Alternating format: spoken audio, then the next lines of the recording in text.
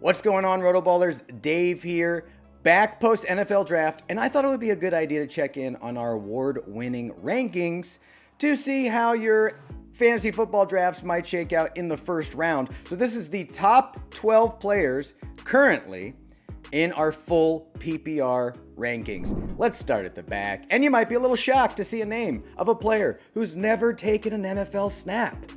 This isn't just any player, this is a premium prospect landing in what I thought was my dream landing spot for fantasy on the Raiders. It's Ashton Genty.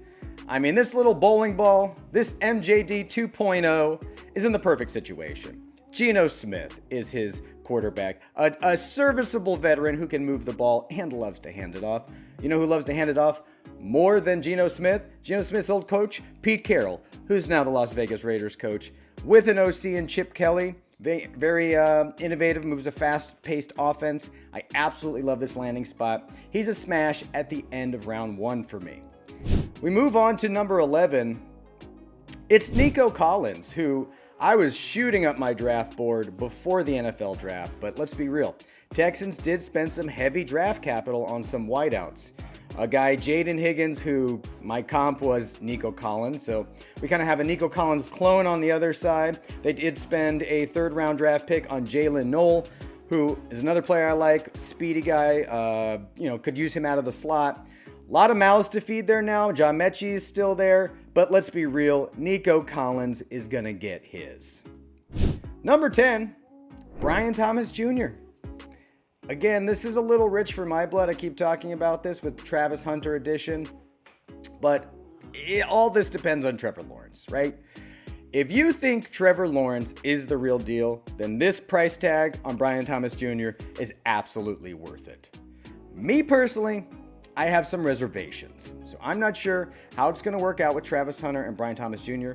I still think BTJ is going to be the number one, but dudes, Travis Hunter is a freak. So I'll be curious to see how this shakes out in the first couple weeks. Little pricey for me.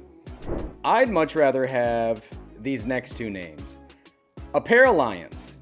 Number 9, we have Amon-Ra St. Brown, and number 8, we have Jahmyr Gibbs. We start with Amon-Ra, who is as consistent as they come. They didn't add a ton of weapons. They added one wideout who doesn't scare me at all as far as demanding a target share in year one.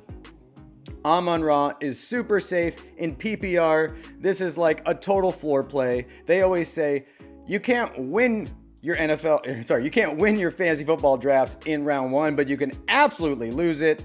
So don't lose it. Just select Amon-Ra right there. And then Jahmyr Gibbs at 8. If I'm in a full PPR draft and I get Jahmyr Gibbs in the 8 slot, I'm eating all the wings and drinking all the beers. I'm very excited at that point. Number 7, we have Malik Neighbors. This is a player that has shot up our draft boards and my personal draft board. I absolutely love it because the Giants did zilch as far as adding target competition for Malik Neighbors, who was already balling last year with his target share. And I think it's not a hot take to say Russ Wilson or Jackson is a bit of an upgrade as a thrower from Daniel friggin' Jones, right? Number 6, CeeDee Lamb. News just broke this morning as of recording this that George Pickens has been added to the team. Does that scare me? No. I mean, let's be real, guys. The top wideouts in fantasy football, Jamar Chase, Justin Jefferson, Puka, they all have good receivers on the other side. It helps the team, it helps the offense, and it helps them see favorable coverage. We move on to our top 5, but before I do, if you're not already subscribed to RotoBaller, go ahead and smash that sub button. Give us a like, a comment. It super helps us out and allows us to bring you fantasy football content each and every week. Number 5, it's Bijan. I think, again, a super safe pick in the first round. I really like what the Falcons have done. I assume it's going to be Michael Penix. Bijan really started to come alive when Michael Penix actually took over under center.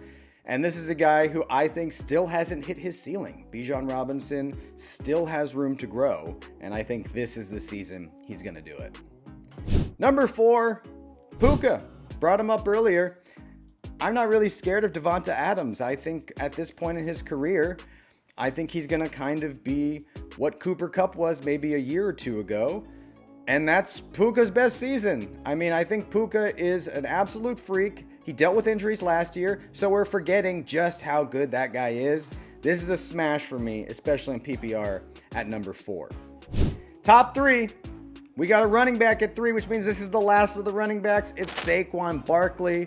If you're not selecting Saquon Barkley as the first running back off the board in your fantasy football leagues, like, what are you doing? Come on, guys. It's this guy. Are we forgetting just a few months ago? Yeah, this guy's a freak. I know he's getting up there in age. I know he has a lot of touches, but you know who else also has, like, all the running backs? You know who get hurt? Like, all the running backs. We can't predict that kind of stuff. You just got to go, Eagles offense, very good. Eagles offensive line, very good. Saquon Barkley, very good. That's a smash. Number 2, we have Justin Jefferson, who has moved up a bit. Now, this is a full PPR league, so I totally understand selecting a wideout at number 2 overall and having him ranked here. It's JJ. He's a baller. I'm not quite sure how this quarterback situation is going to work out, but we've seen him with all kinds of garbage under center, and he still produces.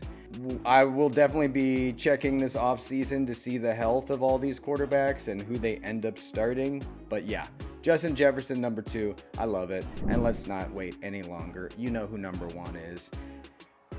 It's just Jamar Chase's world, and we're all getting to live in it in fantasy. This dude is a smash. He has wide receiver 1 finishes almost every single season. If he's not injured, he's going to smash again. I think the Bengals offense could take another step forward, which is scary to say this season. They re-signed T. Higgins.